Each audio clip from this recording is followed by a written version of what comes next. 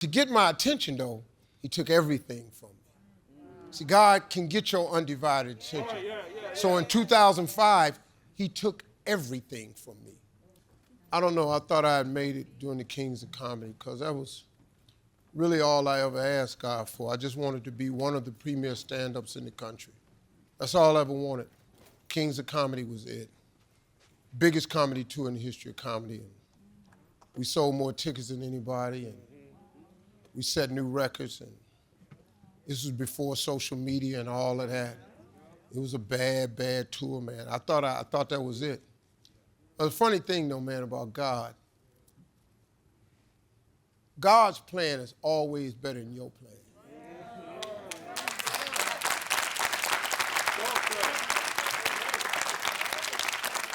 I wish I understood that years ago, because I just kept working my plan. And because God gives us the power of choice, he allows us to work your plan. So if you don't come to me and ask me what my plan is, I give you the power of choice, I'm gonna let you work your plan. I might even let your plan come true.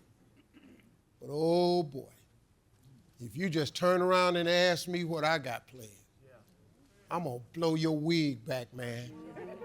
And I thought the Kings of Comedy was it. I had reached the apex. We was making a lot of money. I was touring. And then God said, okay, you through? He said, watch this. And then in 2005, but to get my attention, though, he took everything from me. See, God can get your undivided attention.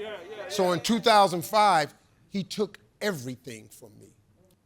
I got divorced. I looked up in 2005. I had $1,700 left. All the money I had, man. I was down to $1,700. He took me completely down, had my undivided attention. I said, well, I ain't got no more plans, God. What you got? He said, oh, you're asking me? I go, yeah. I said, I'll do whatever you tell me to do, because I got no plan for this comeback. He said, I'll get you back. And boy, Lord have mercy. First thing he did was, I'm gonna take you. This is when I learned about the power of women.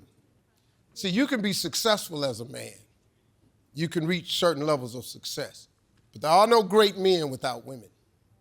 There are no great men without women. There's some great women out there, but ain't no great men without women. You can't name a great man without a woman. It don't exist, man. So first thing he did was he gave me Marjorie. She climbed down in that hole with me, and she started to come back. I told her I don't even want to get married right now because I got to recover from this divorce. She said we'll recover together. She got down in that hole with me, and boy, let me tell you something. From 2005 to today, look at this today. It's crazy. I went from $1,700. I've had a conversation with my wife. I told her we couldn't afford to do something one time.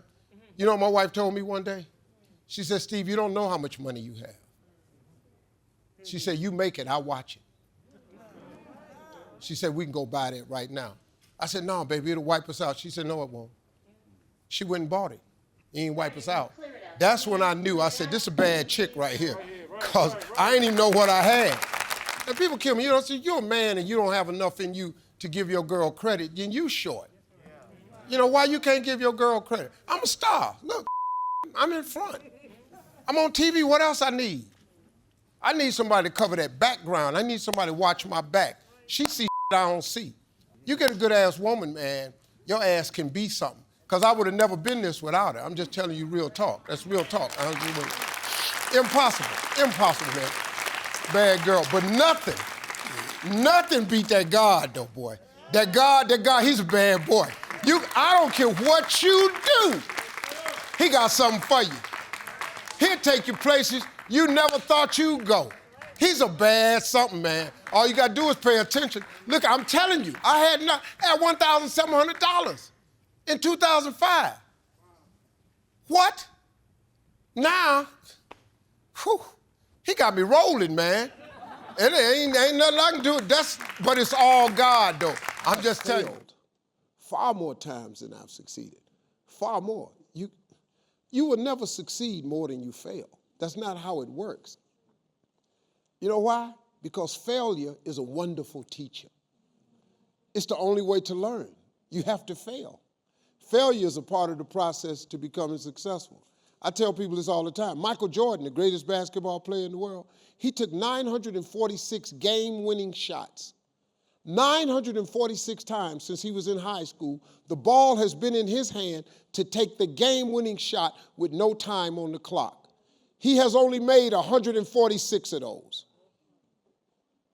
He has missed over 700 times, but he has made 146. You know what they write about? When he make it. They write about when you make it. So guess what? When you get through failing, all you got to do is make one. All you got to do is make one. I've had in my career probably a total of, I've been to over 200 pitch meetings to pitch ideas in Hollywood. Out of those 200, they have picked 5 of them. 200 meetings, 200 show ideas, they've picked 5 of them. But you know what them 5 was? Hits.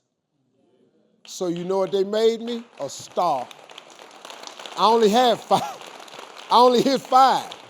The rest of the shows I had somebody thought of and asked me to be on the show, and I might have turned it into a hit. But I've only been picked, 5 of my ideas got picked. In 33 years, 5 ideas got picked. All I need is 5 hits. That's all. Y'all don't even know I was in them other meetings. They don't write about it. They just write about my hits. You just need a hit, man. So when you fail, it's a part of the process. Keep going. You're supposed to fail. Shit, who you know that gets it right all the time? That's impossible. You have to fail. Matter of fact, when you fail, be glad about it. Every time you fail, you're one step closer. So every time you fail, say, whew, got that out the way. Go to the next one. Fail again, okay, I got 2 out the way. What's going to happen is if you just keep swinging, you're going to get a hit. A baseball player gets paid millions and millions of dollars for a 300 batting average. That means out of every 10 times he goes to the plate, he only hits the ball 3 times. They're millionaires. They only hit it 3 times. Man, please. I can't wait to fail. If you want to be rich, you got to get in the stock market. Well, stock market or real estate. You got to get in one of them. Real estate's safer because, I mean, at the end of the day, like a guy told me one time, old guy, he said, Steve, if you can buy anything in this world, buy yourself some land. And I said, land, you think that's the best thing? He said, yeah, because they ain't making no more. They're not making no more earth. So somebody going to want that piece sooner or later. So land is like, stock market is a little, you know, it's going to go down, but it's going to go back up too. So my advice is to make, like, I'll tell you, they got this thing out now called Acorn, where you get in this Acorn app, and every time you buy something, all of your change, instead of getting change back, it goes to this account. You will be stunned over a year period how much change you actually save. And Acorn helps you build up, and they invested in different things, and you can grow your money like that. I'll give you another tip I used to do. Dollar bills. Whenever you get a single, roll it up as small as you can and just put it in a drawer. Every time you get a single, a dollar, put it on that little roll and keep wrapping it tight. Every time you get 2 more dollars, end of the day you got $2 bills, take them dollars and roll them up real tight. And just do that for 1 year. At the end of the year, you will not believe what's in that roll. It saves you, and if you get, tricky, put 5s on there. If you can afford it, every now and then, just drop a 10 in there and just roll it up. Put a little rubber band on it, just keep rolling it up real tight. At the end of 1 year, count that money. You'll be stunned. It's like me, I don't deal in singles, 5s, 10s, 20s. If I'm at a grocery store, well, which that's never, but if I give you 100 and your change is, you give me change, whoever's traveling with me, I give them all the change. If it's 20s, 10s, if it's $80 a change, I give it away. I don't want nothing except hundreds, because it's the law of attraction. I only want hundreds. That's the largest denomination bill. That's what I attract. So I attract hundreds because I don't want nothing else. It's the law of attraction. If you start putting your singles away, you'll stop attracting singles.